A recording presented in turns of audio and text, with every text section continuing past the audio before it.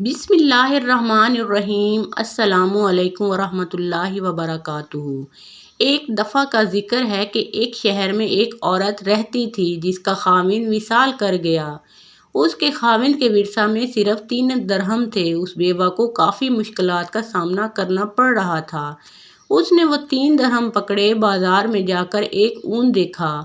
وہ اس کو پسند آ گیا تو اس نے اس اون کو خرید لیا اور گھر لے آئی۔ چند دن گزرنے کے بعد اس نے اس اون کو بیچ دیا جس کے اس کو 5 درہم ملے۔ 2 درہم سے اس نے ضروریات زندگی کے لیے چیزیں خریدیں اور 3 درہم کا پھر ایک اون خرید کر لے آئی۔ اس طرح وہ اپنی اور اپنے بچوں کی زندگی گزارنے لگی۔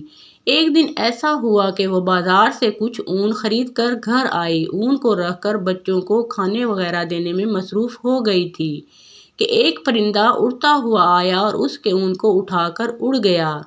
وہ اون اس عورت کے رزق کا ذریعہ بنا ہوا تھا۔ وہ بہت زیادہ پریشان ہو گئی اور کہنے لگی کہ اللہ نے میرا رزق کا یہ ذریعہ بھی ختم کر دیا ہے، اب میں کیا کروں گی اور کیسے اپنے بچوں کا پیٹ پالوں گی؟ وہ سیدھی حضرت داؤد طائی رحمۃ اللہ علیہ کے پاس تشریف لے گئی، ان کو اپنا سارا قصہ سنایا۔ حضرت داؤد طائی رحمۃ اللہ علیہ اس عورت کی کہانی کو سن کر ابھی حیران ہو ہی رہے تھے کہ دروازے پر کسی نے دستک دی۔ دروازے کو کھولنے پر 10 آدمی کھڑے تھے۔ آپ نے ان آدمیوں سے پوچھا، کیا بات ہے؟ انہوں نے بتایا کہ ہم سمندر میں سفر کر رہے تھے کہ اچانک ہماری کشتی میں چھوٹا سا سوراخ ہو گیا اور کشتی میں پانی بھرنے لگا۔ ہمیں اپنی موت یقینی ہو گئی تھی۔ ہم سب نے مل کر اللہ تعالیٰ سے دعا کی کہ اے اللہ، ہم کو اس مشکل سے نکال دے تو ہم سب مل کر 10,000 درہم صدقہ کریں گے۔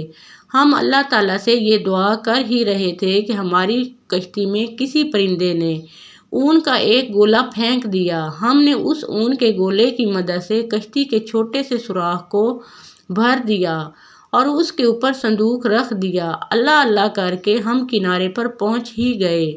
اس طرح ہم اس مشکل سے نکل کر آپ کے پاس یہاں آ گئے ہیں۔ یہاں پہنچتے ہی ہم نے کسی بزرگ کی تلاش شروع کر دی تاکہ ان کے ذریعے سے ہم اپنا صدقہ کسی مستحق کو پہنچا سکیں۔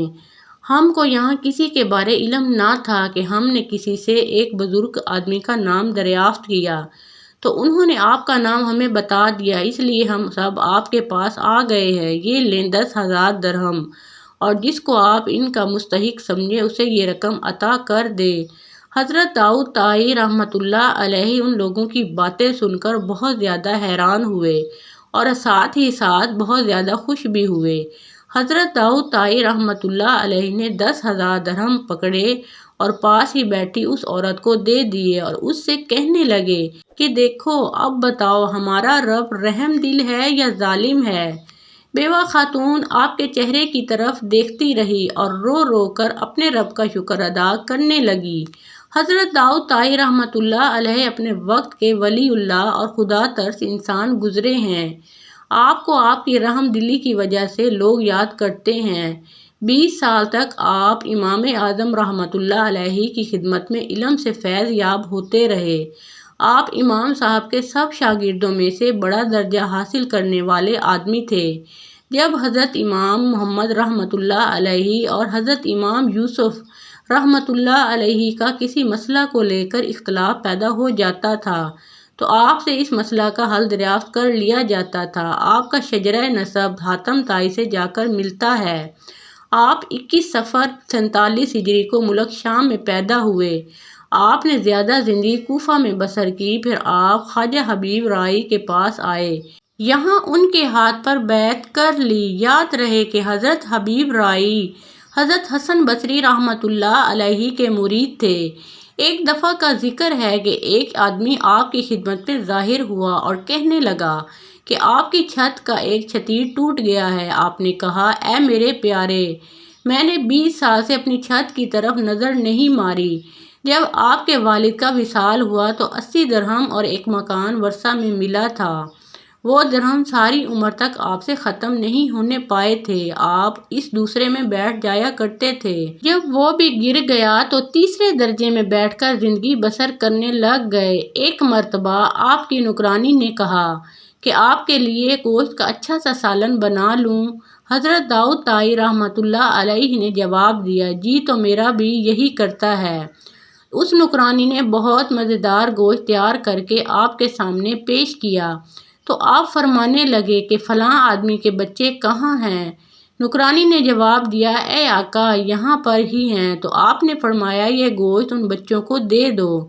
نوکرانی نے کہا کہ آپ بھی اس گوشت سے کچھ کھا لیں۔ تو آپ نے فرمایا کہ یہ گوشت کھا کر بھی گندگی بن کر کوڑے میں ہی جانا ہے۔